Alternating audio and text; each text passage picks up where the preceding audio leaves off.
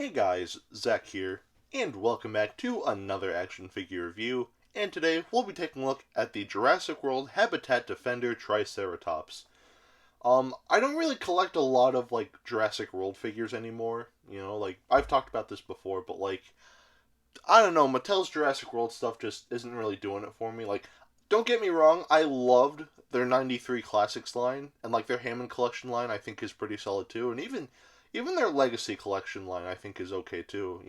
But just, their main, Jurassic World stuff, if they, make any sort of, Jurassic figure, I only really buy the ones based on, stuff from, the first two movies, Jurassic Park and The Lost World. I don't like the other sequels at all. I've talked about that before, but again, I just want to clarify that I only like the first two Jurassic Park movies, and that's pretty much it. I think the rest are just hot garbage. And, this figure, it's basically a modified version of the Hammond Collection Triceratops, which was based on the Triceratops from the first Jurassic Park movie, so I bought it. Because, again, whenever Mattel makes a Triceratops figure, it's usually based on the new ugly Jurassic World Triceratops, but, this is a very nice looking, 93 Jurassic Park style Triceratops, so, yeah, that's why I bought this figure. But how is this figure, how does it fare as far as, articulation and sculpting and all that goes? Well, let's take a closer look. Like usual, to start this review, we'll take a look at the paint, and the painting on this figure, I think, looks nice. So as you can see here, most of the figure is casted in this this brownish coloration, which I think looks nice. The Hammond Collection Triceratops had this muddy look where it just looked like this figure was covered in mud, which, granted, that's film accurate, but I like this look more because it's more of a natural brown and not this animal is just dirty. It looks nice here. So yeah, I do like the brown coloration here. The side of the leg here, we have a bunch of osteoderms that are painted a brighter shade of brown. And same with the back here, just a lot of osteoderms. We have some osteoderms here that I wish these were painted, but it is what it is. Plus, I think it would have been a little bit overkill, but I digress. But I don't know what I'm saying anymore. But, yeah, the underside of the figure is, actually, this is a separate piece, actually. So this is a tannish color, which I think looks nice. And the underside of the mouth here, or underside of the head here, excuse me. Again, just, the same coloration. Going to the head here, we can see that the eyes are painted orange. And they didn't paint the pupils. They just kind of left them as is. And also, as you can see, there's a little bit of orange paint, bleeding onto the eyelid there, which is very annoying. It looks better on this side, but again, the eyes, the pupils are still not painted. They just kind of left the hole there. Would it have really been hard to just a little dab of black there? That's all you needed. You didn't need too much else. Just a little dab of black there. Very, very minor thing you need to do here. I don't. It's frustrating because again, this animal looks blind because of how the pupil looks. But I digress. Anyway, the horns and the back of the frill here is painted this nice tannish color, which I think looks alright. And even the beak here is painted that same coloration. Speaking of the frill, we actually do have a bit of airbrushing here of this darker, more vibrant shade of brown, which I think looks nice. And we even get that around the eyes here. So, yeah. The tongue is painted a pinkish color, which I think looks good, but we'll talk about this mouth later on in this video. And the last thing I want to point out on the toenails, even though they're a separate color from the actual rest of the figure, these are actually not painted. These are actually a separate piece of plastic, which I think is a neat idea because kids, they're gonna scuff these up, so it makes sense to make these a separate piece because it won't mess up how the toenails look or anything like that. So I do like that. I mean, it does make the underside of the figure it makes the feet look kind of weird, but realistically, you're not going to be looking at that. You're gonna, even if you're a collector, you're gonna have this figure standing like this, so you're not even gonna see feet at all. So, yeah. But still, that's pretty much it for the painting on this figure. A couple of minor things I would have done differently. I wish the eyes were touched up a little more. And it would have been nice if these osteoderms here were painted, but still, overall, I think the painting looks okay. I think it looks good, you know, not like, again, it could have been a little better, but still, for what it is, I think it looks nice. So, yeah, the painting on this figure is good. I'd say it gets a pass. One more thing I want to talk about as far as the paint goes before I move on to the articulation is that there are more osteoderms on the tail here, and even like a couple osteoderms here behind the neck, and it would have been nice if they were all painted. I get why these weren't painted, because they'd like rub up against the crest, or actually no, they won't, so they could have painted these ones, but they didn't. But regardless, it would have been nice if they painted these ones here and like all the osteoderms on the tail. Like, that would have been really nice. And also like on the forelimbs here too, that'd also be nice, but still, not a deal breaker, you know. Like, the painting, I'd still say gets like a full pass, but still, it just would have been really nice if like all the osteoderms were painted on this figure and not just like the ones on the legs here and on the back here. But yeah. Now we'll take a look at the articulation, and the articulation on this figure, well, it's a downgrade from the Hammond Collection Triceratops, but this isn't really a Hammond Collection figure, so I guess it's fine, but well, let's take a closer look. So right off the bat here, the head is on a ball joint, and the mouth here can open up like so. And I've talked about this before, but you know, I think it's a cool idea to give like herbivorous dinosaurs like articulation in their mouths. Like, really, I think that's cool, but this is not how you do it. Like, if you wanted the mouth to open, like, make the joint here, but add like more plastic to the bottom jaw, so like when the mouth opens, it looks like, you know, its lips are stretching. And you know, I know that sounds like a complex thing, but like the beasts of the Mesozoic, you know, line, they have a, you know, Ceratopsian line, like they did that, and it looks good on their figures.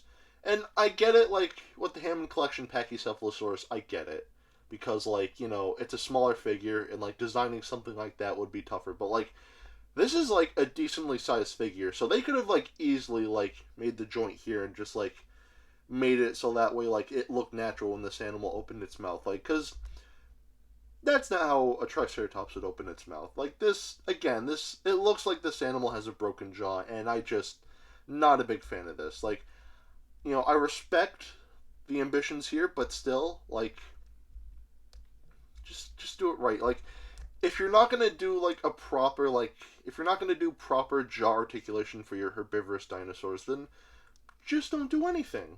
Like, just don't do it at all, because it just makes the figure look, you know, not that great. And you could make the argument that, oh, Zack, there's not like, you can't really see the joint on this figure, and you can just leave the mouth closed, and I can't leave the mouth closed. In fact, that's what I'm gonna do. But the fact that it's still here, it's like, I just wish they'd make it better, but I digress. Anyway, the forelimbs can move forward this much, and backwards that much. And same with the hind limbs here. They can move forward about that much, and backwards about that much. They do kind of snap into place, so it's like a three, like 1, 2, 3 sort of deal. So yeah, but yeah, that's pretty much it for the legs. And lastly, the tail here is on a ball joint. Except I lied, that's not the last point of articulation. The real last point of articulation is this scan code thing here. I've talked about this before, but I think this is, like, kind of stupid, just having it stick out like that. You know, like, you know what would have been really cool? Because, like, the 93 Classics line T-Rex had this, where, like, it had the scan code, but it was, like, underneath, like, a hatch that kind of, like, paid homage to the dino damage from the, you know, Kenner line of Jurassic Park figures. I wish they did that here for, like, the leg here or something like that. That would have been really cool, but instead, we just got this. So, yeah.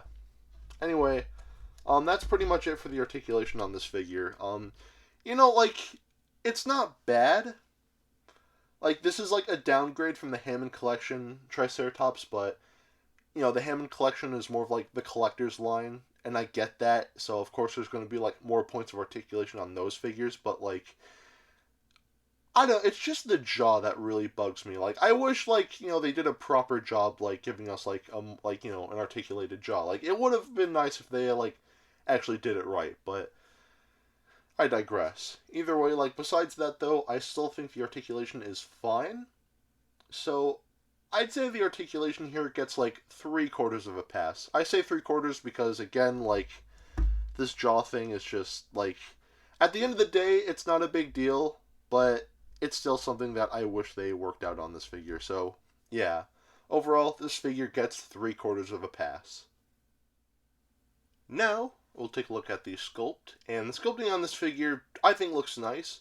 I mean, this is just like a modified Hammond Collection Triceratops, so there's not really a whole lot for me to say. But still, like, it looks nice. It's a Jurassic Park style Triceratops, so again, automatically it looks nicer than, like I said, that ugly, ugly, ugly Jurassic World Triceratops that I really don't like. But no, like, this figure I think looks nice. Unfortunately, we still have the same problems from the original Hammond Collection Triceratops, because like the horns, they still point inwards and not outwards like they should. Like, I just think it would have been nicer if they pointed outwards.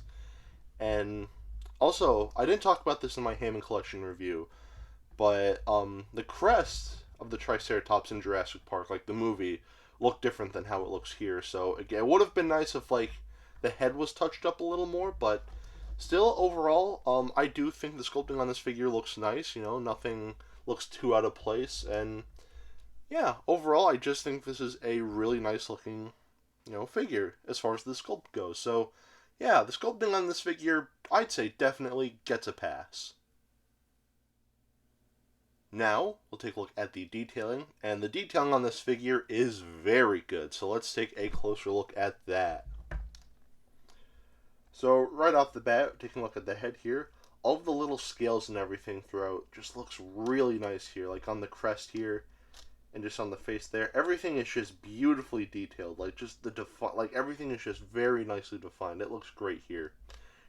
And even like the horns here, the horns have like a lot, like all like the cracks and whatnot, just look really nice. And same with the beak here, all like the little cracks and crevices there, just so nice. Just a lot of great detailing here.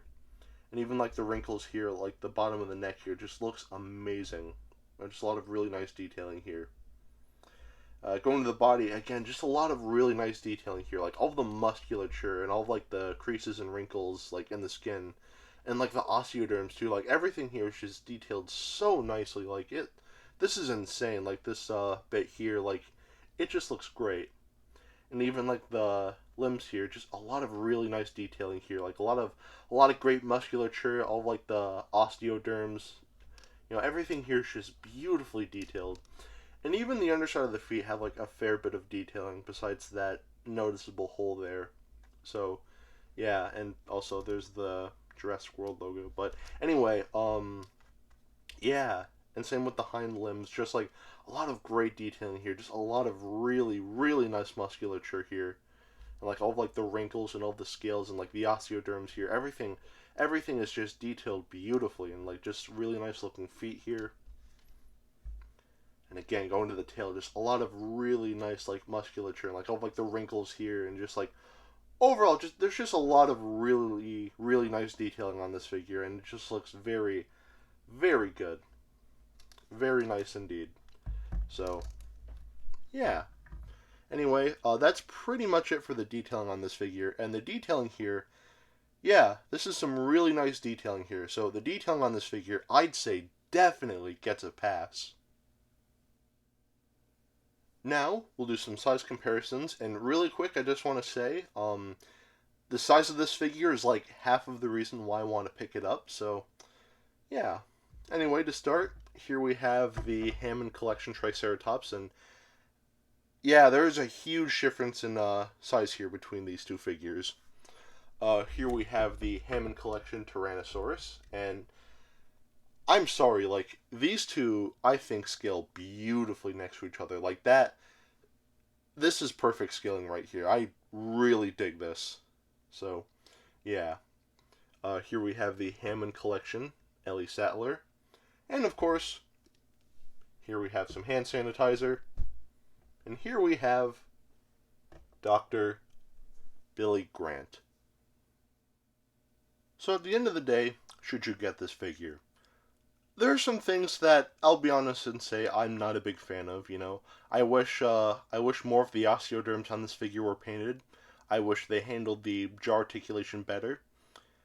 And even like the sculpting, I wish they touched that up a little bit, like maybe make the horns stick out more, or like stick outwards more, and like fix the frill a little bit. But overall, like I do still really like this figure. Like the sheer size of this thing alone, like makes it worth it. Like all the things I pointed out, like those are things that you kind of have to like zoom in on this figure to actually notice. Like from a distance, you're not really going to be noticing. I mean, you can notice like the lack of paint for the osteoderms, but like still, like the sheer size of this thing is just really nice, and like the fact that Mattel like finally made like a decently sized Triceratops figure is really nice, because ever since 2018, like all of their Triceratops figures have just been way too small, like just ridiculously way too small. It was not okay, but the fact that like they stopped that and not only made a decently sized Triceratops figure, but made a decently sized like Jurassic Park style Triceratops figure, I think that's really cool of Mattel to do. So, yeah, like there's some things that I'm not a big fan of, but overall, I do think that this is a really cool figure, and I do recommend that you pick this figure up. As far as price tags go, this figure is about $35, which I think is a reasonable price. The Hammond Collection Triceratops was $20, and it was, well, you saw earlier, it was very small. So, yeah, like a decently sized Triceratops figure like this, I'd say it's worth $35 because, like I said, this is like minor things that I don't like, but overall, I do like this figure, and I do definitely recommend that you pick this figure up, especially to scale well with all your other Hammond Collection like figures. So, yeah. Anyway, that is it for today. Have a great rest of your week, and I will see you in the next video. Peace, Zack out.